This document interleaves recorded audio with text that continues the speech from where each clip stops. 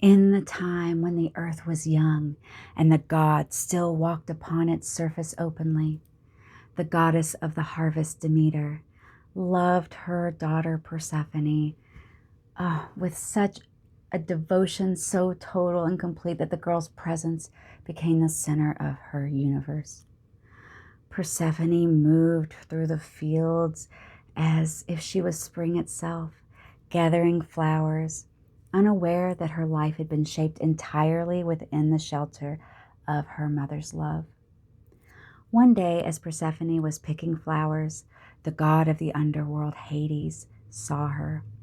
He was entranced by her beauty and decided to take her and make her his wife.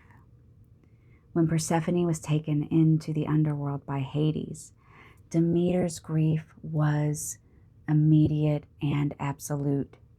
She searched the earth without rest, calling her daughter's name, Persephone, refusing nourishment, refusing joy, refusing to accept what she could not yet bear, that Persephone was gone. Demeter, the goddess of the harvest, she withdrew, and so the land mirrored that. Seeds would not sprout, trees bore no fruit, and the world began to starve. Not just because Persephone was gone, but because Demeter could not release the image of who her daughter was supposed to be. When Zeus finally intervened, it was not to undo Persephone's descent, but to acknowledge that something irreversible had already taken place. Persephone had eaten the seeds of the underworld, a quiet symbol that she had been changed by her crossing. She could not return to her mother as she had been before. She could only return as someone new. The compromise that followed did not restore the Persephone of the past, but created a new rhythm. Persephone would spend part of the year below in the underworld, ruling her own domain, and part of the year above, returning not as the daughter she had been, but as a goddess powerful in her own right. Only then did Demeter allow the world to bloom again. The seasons were not born from reunion alone, but from the acceptance. The myth does not end in the triumph of maternal love, but in its transformation. Demeter learns that love for Persephone is not to keep her forever in the fields of childhood, but to become the bow from which her daughter is released into her own destiny, a destiny in which Demeter cannot follow. Persephone's descent is not a punishment, but an initiation, and Demeter's grief becomes transmuted only when she stops trying to prevent Persephone's life and make it as she wished it had been. There is a quote that says, "Our job is not to be a good descendant, but rather to be a good ancestor. That it is more important to make your children proud than it is to make your parents proud." In this piece we're reading today from Lebanese-American author and poet Khalil Gibran, he explores this deeply. So let us read it together, and then we will dive deep. Your children are not your children. They are the sons and daughters of life's longing for itself. They come through you, but not from you. And though they are with you, yet they belong not to you. You may give them your love, but not your thoughts, for they have their own thoughts. You may house their bodies, but not their souls. For their souls dwell in the house of tomorrow, which you cannot visit even in your dreams. You may strive to be like them, but seek not to make them like you. For life goes not backward, nor tarries with yesterday. You are the bows from which your children, as living arrows, are sent forth. The archer sees the mark upon the path of the infinite, and he bends you with his might, that his arrows may go swift and far. Let your bending in the archer's hand be for gladness, for even as he loves the arrow that flies, so he loves also the bow that is stable.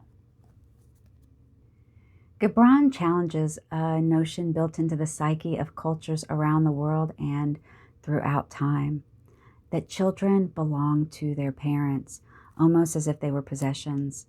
Alan Watts once said that adults don't treat children like humans until they grow up. This is such a widespread problem. How many people don't teach their children how to move through life peacefully and know what to do, and they get angry with their children when they grow up and have no idea how to navigate the world? How many parents live vicariously through their children because of their own inner unhealed wounds?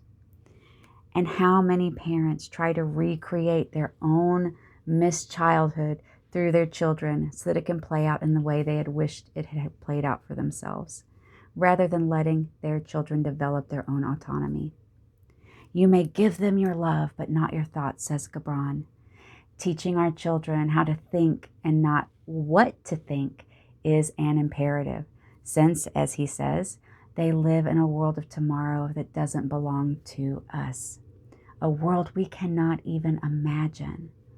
One of my favorite parts of this poem is, "You may strive to be like them, but seek not to make them like you." Because through the eyes of children, we see the pure essence of authenticity before parents, society, and life starts piling things into their shadow. So, as he states in the poem, a parent should guide the children as a bow shoots an arrow, but letting them fly free in their own personality and autonomy. Inner core wounds like abandonment, avoidance, and others all have a basis in the fear of loss, the fear of unpredictability, and the fear of autonomy or loss of control. By projecting these onto the next generation, don't we just deepen the very wounds we were given, carrying humanity's pain forward into the future where it doesn't belong? Many of us learned love as control, care as management, and protection as limitation. When we project our unhealed wounds onto the next generation or onto parts of ourselves, we do not prevent pain. We simply relocate it into the future. Compassion that allows growth rather than containment that demands sameness is what interrupts that cycle. Surrounding children with kindness, compassion, and love, guiding them and teaching them how to think and move through the world without teaching them to sacrifice their own opinions and their personality. Well, this helps them walk forward into the future with a smaller shadow bag, a stronger sense of self, and fewer soul wounds to attend to later in life. Gibran's teaching is not only about literal children, but about adult children, partners, the things we create, our identities, and even the inner child within us. The younger self we sometimes try to protect by freezing them in time rather than allowing them to grow just as we may have learned from those who raised us. So let's take a moment together and think about how this may have played out in your life as a child. Sit calmly and comfortably, close your eyes, and take a deep breath. Take another deep, calming breath. Now picture yourself in a chair, and sitting across from you is you as a child, little you.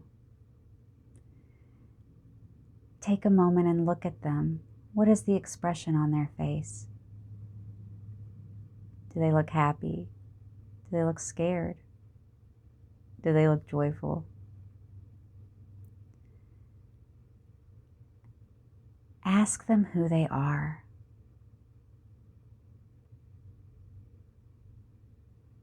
Now ask them who they were before others tried to change them at their core.